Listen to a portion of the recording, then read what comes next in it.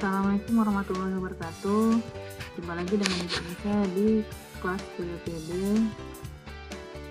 Seperti biasa, silahkan sebelum belajar kamu siapkan beberapa bahan yang diperlukan. Jangan lupa sarapan, doa dulu sebelum belajar, isi absen, siapkan catatannya, dan aktifkan browser kamu.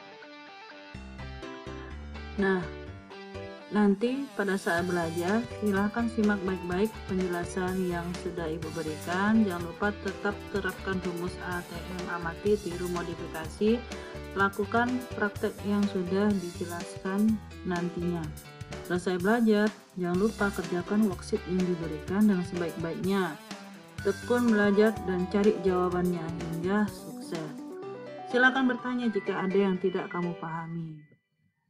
Oke, kita mulai ya. Hari ini kita belajar Firebase. Apa itu Firebase? Nah, sebelumnya kalau misalnya kita mau masuk ke Firebase, kita akan belajar tentang mobile learning, yaitu yang bagaimana. Nah, pasti mobile learning ini adalah pembelajaran pada aplikasi mobile, di mana proses instalasinya mudah, kemudian dapat dilakukan kapanpun dan dimanapun, juga dapat dikontrol dalam pembelajaran jarak jauh seperti saat ini. Guru bisa memperhatikan apa yang kamu kerjakan dan kamu juga bisa melaporkan apa yang sudah kamu kerjakan. Baik, untuk Firebase itu yang tadi, apa itu Firebase? Nah, Firebase itu salah satu database. Database yang nantinya kamu gunakan dalam mobile learning itu ada beberapa ya. Contoh yang lainnya itu ada SQLite, biasa digunakan pada pemrograman Android. Firebase, nah ini juga bisa kamu gunakan dalam penggunaan app inventor yang sudah kita pelajari minggu sebelumnya. MySQL ini juga bisa kamu gunakan dengan beberapa bantuan ataupun aplikasi ketiga untuk menyimpan file ataupun database kamu. Jadi apa itu Firebase? Firebase itu layanan punya Google.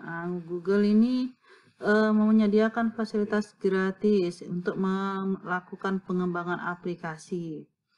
Nah, jadi kamu bisa lihat Firebase ini banyak fungsinya. Contohnya yang pertama itu untuk develop system. Nah, ada authentication. Develop system ini pada saat kamu ingin membuat sebuah aplikasi, kamu perlu membutuhkan yang namanya yang pertama authentication. Authentic. Kalau sebagian besar aplikasi itu kan biasanya ingin mengetahui identitas penggunanya. Jadi nantinya aplikasi akan menyimpan data pengguna secara aman di cloud dan memberikan pengalaman personal yang sama di setiap perangkat pengguna. Maksudnya itu seperti ini. Pada saat kamu mempunyai satu buah tim dalam membangun sebuah sistem aplikasi, nanti pengguna yang lainnya akan mengetahui sampai mana proses pembangunan aplikasi ini. Bisa filenya itu bertambah ataupun akan ada pembaruan yang lainnya. Kemudian yang kedua hosting. Nah, kalau hosting ini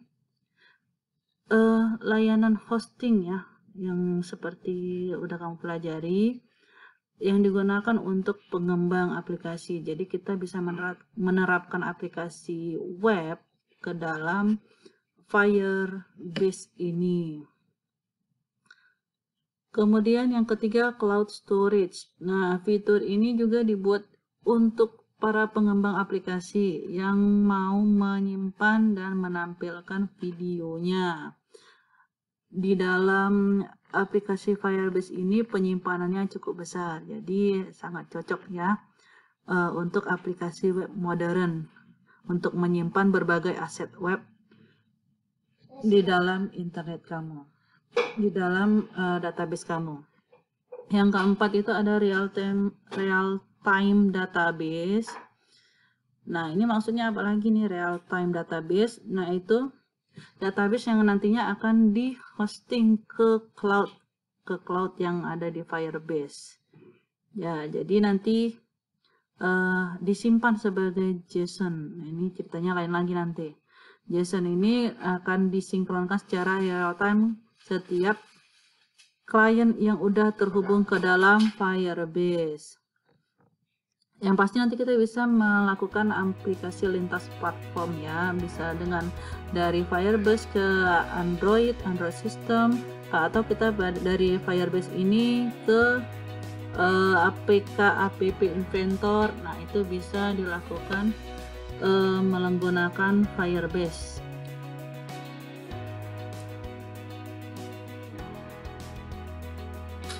Baik ya, biar lebih paham kamu bisa lihat berikut videonya bagaimana bentuk dari Firebase.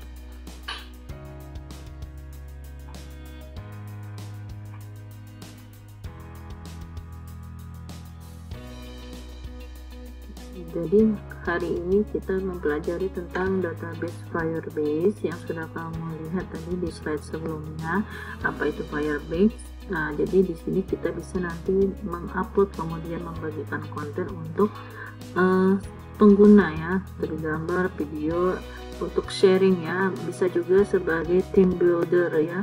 Jadi kalau misalnya kamu ada satu buah tim untuk mengembangkan sebuah APK ataupun aplikasinya, kamu bisa menggunakan Firebase karena di sini mendukung untuk membantu tim membuat aplikasi seluler dan web ya. Di sini kita bisa lihat, nah ini ya, beberapa nanti fitur yang ada di dalam Firebase. Nah, dari segi development, lakukan pengembangan aplikasi ataupun development yang sudah dijelaskan di awal tadi. Salah satu contohnya ada di sini cloud functions-nya, kemudian cloud storage, hosting, authentication, kemudian real-time database. Jadi kalau misalnya nanti kamu ada tim untuk mengembangkan sebuah aplikasi, kamu bisa menggunakan authentication supaya nanti siapa saja yang mengakses itu bisa diketahui. Kemudian untuk cloud storage-nya, nah ini juga penyimpanannya cukup besar ya, untuk menyimpan beberapa aset ataupun gambar video yang kamu gunakan untuk pembuatan aplikasi ini. Kemudian kalau misalnya real time database, nah ini kalau misalnya disimpan nanti sebagai JSON akan disinkronkan setiap saat secara real time ya kepada kliennya. Jadi yang pasti harus ada akunnya yang terhubung. Jadi untuk fitur lainnya kita bisa lihat di sini untuk grow. Nah, grow-nya ini ada Google Analytics. Nah, kalau misalnya kamu pengen tahu pertumbuhan dalam aplikasi yang kamu gunakan itu gimana, kamu bisa pakai Google Analytics. Ini gratis ya, pasti tanpa batas. Kemudian ada penyediaan laporan. Nah, ini di dalam Google Analytics ini fungsinya ya, ada laporan berapa banyak pengunjungnya, kemudian apa aplikasi berapa kali digunakan. Nah, kemudian yang pasti kita akan bisa mengetahui bagaimana sih sifat user secara terperinci ya, seperti Facebook ataupun pada saat kita menggunakan AdSense ataupun iklan, kan kita tahu ya pengguna lebih sukanya bagian apa, pengguna kapan sering menggunakannya. Nah, seperti itu. Jadi kita bisa memutuskan untuk memasarkan aplikasi yang kita gunakan secara maksimal. Nah, kalau misalnya di sini stabilitas untuk penggunaan Firebase ini cukup ini ya, cukup baik ya, baik untuk pada saat melaporkan ada yang salah ataupun melacak, kemudian secara real time ya, akan melaporkan apa yang terjadi di dalam aplikasi yang kita gunakan. Ya, lalu ada performance monitoring. Nah, ini dia untuk memperoleh laporan. Bagus nggak yang kita pakai? Atau Android OS yang udah kita pergunakan, yang kita buat.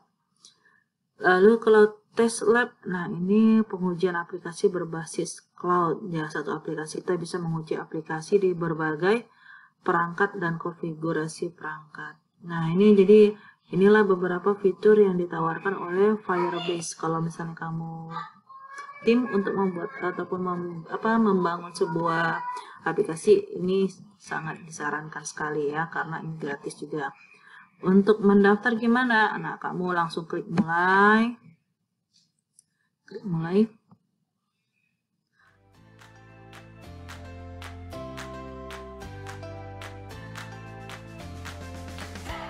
Kemudian buat project baru. Kalau misalnya kamu sudah ada projectnya, tinggal diunggah ke sini. Kemudian yang pasti kalau kamu sudah terkoneksi dengan akun Google, nanti otomatis kamu masuk dengan menggunakan akun Google kamu. Buat project. Nah, projectnya itu untuk membuat aplikasi ya, yaitu bebas. Baik, sampai sini tentang penjelasan Firebase. Nanti kamu bisa utak-atik sendiri, lihat apa sih fungsi-fungsi apa yang ada di dalam sini ya. Silahkan ya dicari tahu lagi tentang Firebase ini.